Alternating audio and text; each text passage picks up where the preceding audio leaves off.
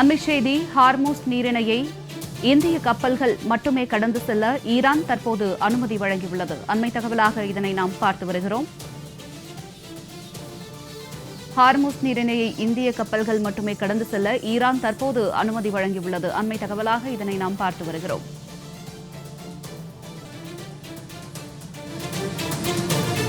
அண்மைச் செய்தி ஹார்மூஸ் நீரிணையை இந்திய கப்பல்கள் மட்டுமே கடந்து செல்ல ஈரான் அனுமதி வழங்கியுள்ளது.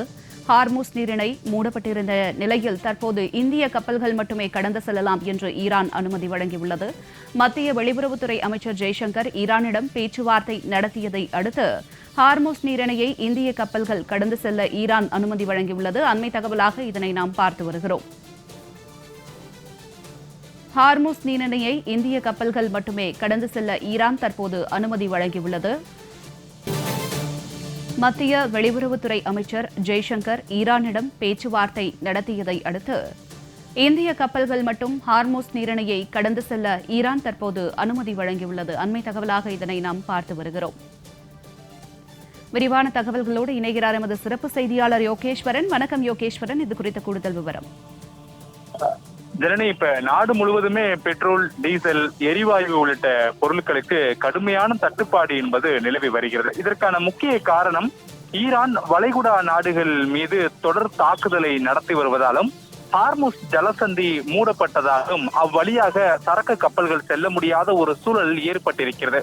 உலக அளவுல கச்சா எண்ணெய் ஏற்றுமதியில வளைகுடா நாடுகள் 40% பங்கு வகிக்கக்கூடிய நிலையில இந்தியாவும் கிட்டத்தட்ட 30% அளவுக்கு வளைகுடா நாடுகளில் இருந்து கச்சா எண்ணெய் மற்றும் எரிவாயு உள்ளிட்டவற்றை எல்லாம் இறக்குமதி செய்து வருகிறது. ஆனால் ஈரான் தாக்குதல் காரணமாக ஹார்முஸ் ஜலசந்தி மூடப்பட்டதாலும் வளைகுடா நாடுகளில் இருக்கக்கூடிய எண்ணெய் சேமிப்பு கிடங்குகள் மீது ஈரான் தாக்குதல் நடத்தியதாலும் இந்தியாவுக்கு வரவேண்டிய 30% கச்சா எண்ணெய் மற்றும் எரிவாயு தட்டுப்பாடு ஏற்பட்டது. இதன் காரணமாக தமிழ்நாடு உள்ளிட்ட இந்தியாவின் பல்வேறு மாநிலங்களிலும் எரிவாயு சிலிண்டர் கிடைப்பத கடும் சிக்கல் நிலவுகிறது.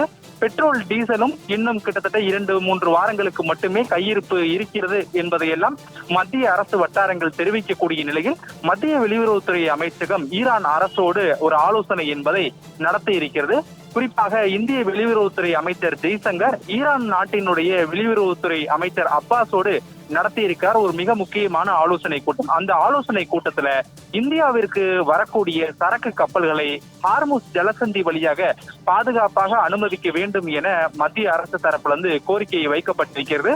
இந்த கோரிக்கைக்கு ஈரான் அரசு சம்மதம் தெரிவித்திருப்பதாக மத்திய வெளியுறவுத்துறை அமைச்சகம் கூறியதாக இந்தியா டுடே உள்ளிட்ட செய்தி நிறுவனங்கள் செய்தியை உறுதிப்படுத்தி வெளியிட்டிருக்கிறாங்க. இதற்கான மிக முக்கிய காரணம் அவர்கள் சொல்லக்கூடியது, இன்னும் நிலைமை மோசமடைந்துவிடக் கூடாது என்பதற்காக மத்திய வெளியுறவுத்துறை அமைச்சகம் பல்வேறு நடவடிக்கைகளை மேற்கொண்டு வராங்க.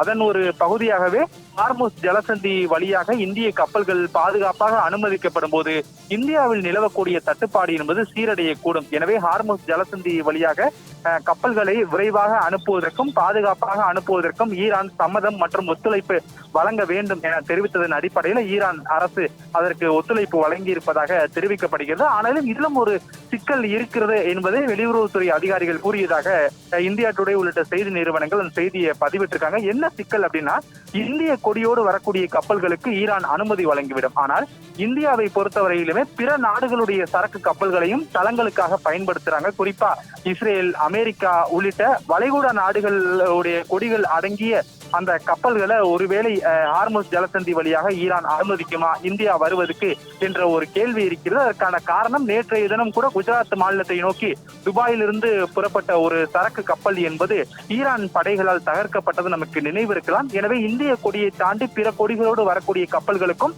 ஈரான் அனுமதி அளிக்குமா என்ற ஒரு சிக்கல் இருக்கிறது. அதற்கான பேச்சுவார்த்தையும் உயர்மட்ட அளவுல நடைபெற்று வருகிறது. ஆனால் இப்போதைக்கு இந்திய கொடியோடு வரக்கூடிய கப்பல்களை இந்தியாவிற்கு ஹார்முஸ் ஜலசந்தி வழியாக ஈரான் அனுப்பி வைப்பதற்கு சம்மதம் தெரிவிப்பதற்காக தான் வெளியுறவு வட்டாரங்கள் கூறியிருப்பதாக அந்த செய்திகள் என்பது வெளியிடப்பட்டிருக்கிறது. ஜனனி,